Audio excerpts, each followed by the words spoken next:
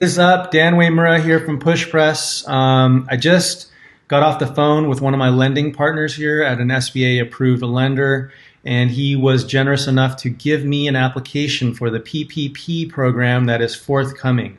Now, I'm going to say this application is not out yet live, and there might be changes to what we're seeing here, but what I wanted to do was give everyone a first glimpse of the PPP Paycheck Protection Program application so you guys can see how insanely easy this is to apply for this loan. I've also got some of the guidelines that they've been given so I can advise you guys on exactly what type of documentation you're going to need, not very much.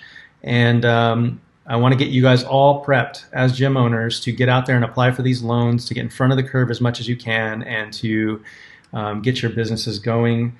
Here at Push Press, we know you guys have been hit hard, and we're going to battle for you guys, trying to make this something that's going to be easy for you guys to participate in, to try and save your businesses. So one other thing before we dive into it, we have launched a Facebook group called the Gym Survival Guide that is focused only on this topic, trying to get you through these moments. We've been dropping all kinds of information like this video. We've had live webinars with all kinds of people that are of massive interest to what's going on.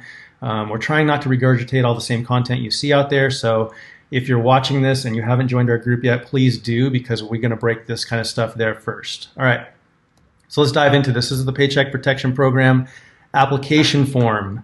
Literally just came out minutes ago. I got my hands on it, and I'm kind of just going through it as fast as I can. I haven't even really looked at it yet, so I'm learning this as we go. I scanned it once. All right, so top of the form, some very basic business information: name, address, DBA, EIN, social security number, phone, contact, and email. Very basic stuff. Just who are they giving this loan to, and how can they contact you? Next section: average monthly payroll times 2.5 equals your loan amount. And it looks like it's not even like a maximum loan amount. They're just saying that's going to be your loan amount, and the number of jobs that you have created or that you hired in the payroll period of time. And then the purpose of this loan, probably going to be all three of these first three check boxes, if not the other as well. Next section, you're going to list your applicant ownership. Okay, so obviously if you have more than two owners, you're going to attach another sheet. Like they say, I would just print this one out twice and just put it on there, nice and clean.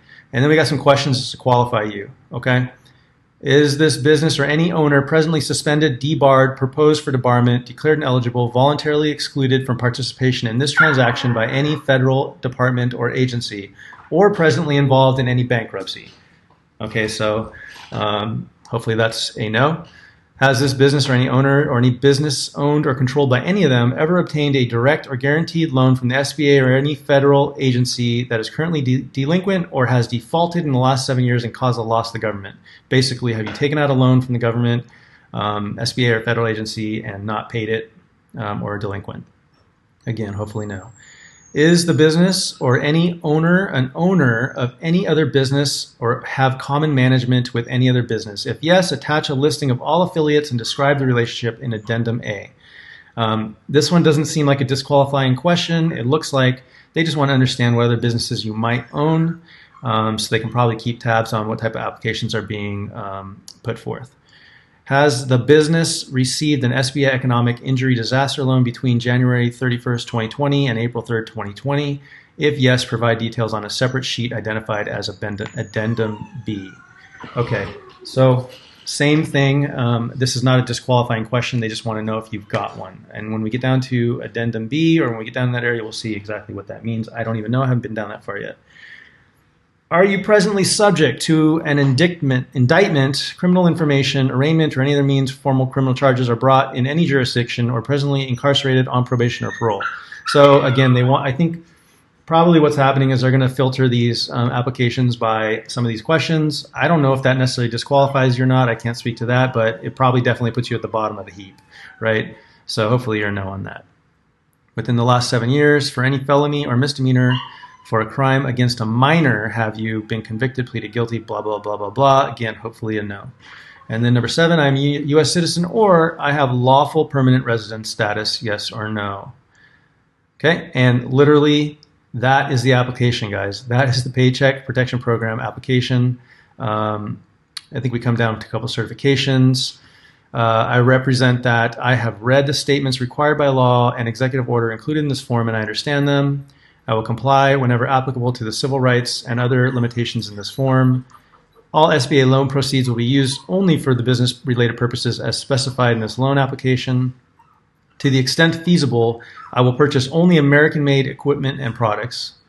That means by Rogue. The applicant is not engaged in any activity that is illegal under federal, state, or local law.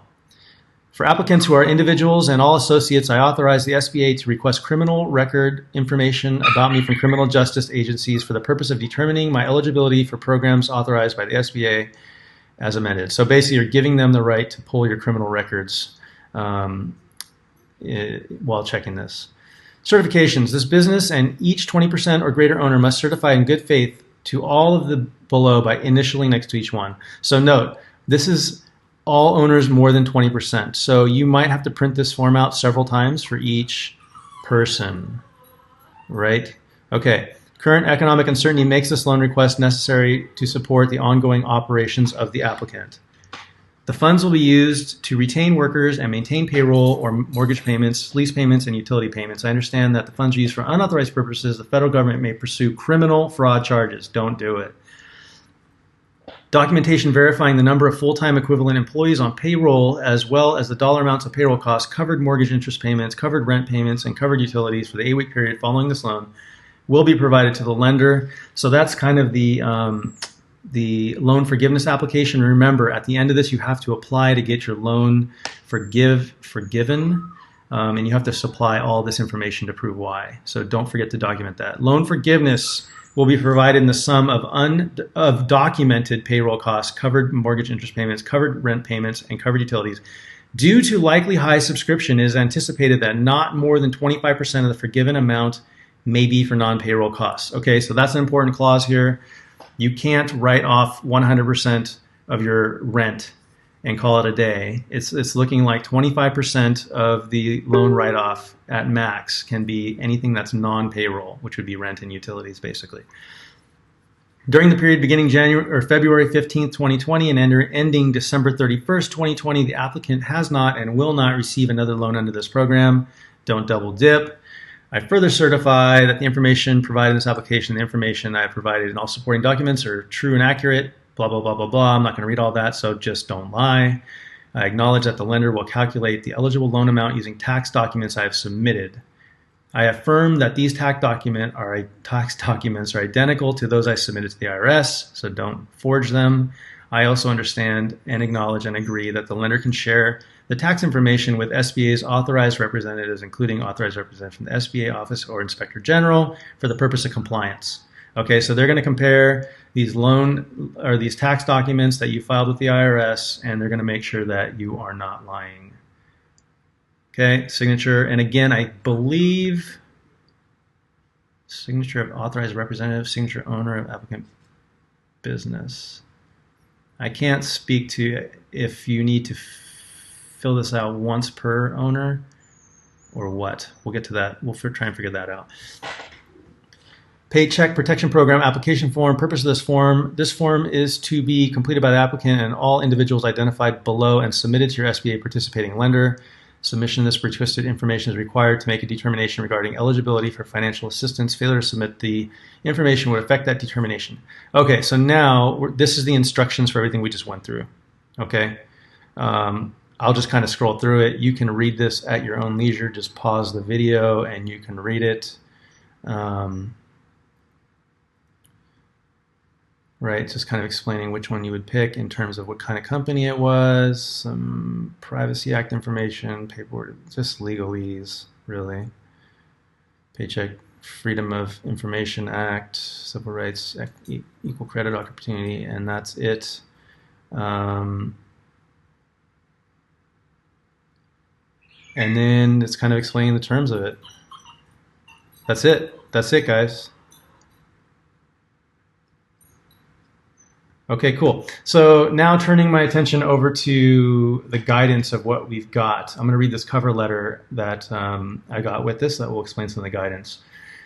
We understand the urgency of your financial need, so while we are awaiting the SBA streamlined underwriting and loan document process, we have created the following preliminary application package that will allow us to add your request to our processing queue. So this is a preliminary application package. So it does have OMB control numbers and official stamps and stuff. So I don't know if this, again, I don't know if this is 100% final or not, but it does appear to be.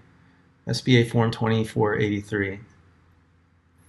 And then it's saying it needs the additional information along with this fully completed application. Business entity documentation. So I'm guessing that would be like your LLC formation, your general partnership formation, whatever that type of information is. Proving your business entity. If available, provide a federal payroll tax return for 2019 and for the period of January 1, 2020 to present. If that's not available, please provide Form 941, the quarterly tax return, employer's quarterly tax return. If available, and then the third thing, if available, provide state payroll tax return and unemployment insurance filings for 2019 and for the period of January 1, 2020 to present. Okay. And an addendum to this note that I have here. Please note, this is a preliminary application. The SBA may require additional information to meet their criteria for this program. We will contact you if additional information is needed. So in talking to my lender friend, he told me that as far as he understands, this is the application. He doesn't know if they're going to be requesting more stuff once the application comes in, or if it has been completely gutted and streamlined as it appears to be, to get these loans through the pipeline and money out to people who need it now. So this is exciting stuff, guys. I want you to check this out. If you run a gym, again, join our Gym Survival Guide Facebook group if you're in it. Lots of information and good gym owners flowing information through there. We always will be breaking these types of things through there as well. And I hope this helps you guys figure out which direction you're going to go and how things are going to work. This loan looks like it's going to be insanely easy to apply for and is not going to require any of the paperwork that I was assuming you were going to have to put together for this loan. So that's great. A couple other things to know. It's already been kind of released. They released this today, the Treasury Department. These loans there will be no personal guarantees required, no collateral required. I think there's no recourse if you default on it. They are forgivable. This is just basically, for all intents and purposes, it's almost a grant, right? And I think the interest it carries is 0.5% on anything that you don't spend on payroll, lease, or rent. I don't know if there's any penalties if you like egregiously violate that. I know that they do want you to spend this on payroll, rents, and utilities. So try to maintain that when you take this loan. Like, don't go and take trips on it or anything stupid like that. But that's it, guys. I mean, this is the application. It's like two pages of, well, one page of form, one page of kind of initialing things, and then 2 pages of instructions, and that's it. That's it. All right, guys. Hopefully you found this interesting. Hopefully this will help you in determining how you're going to proceed with your Payment Protection Program loan.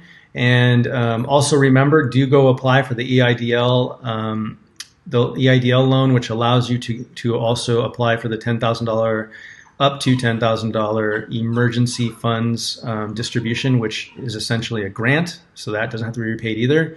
And let's work together on getting your gym stood up, back in business, and weathering this storm when people can't come in, and turning the corner on this together. All right, guys, see you later.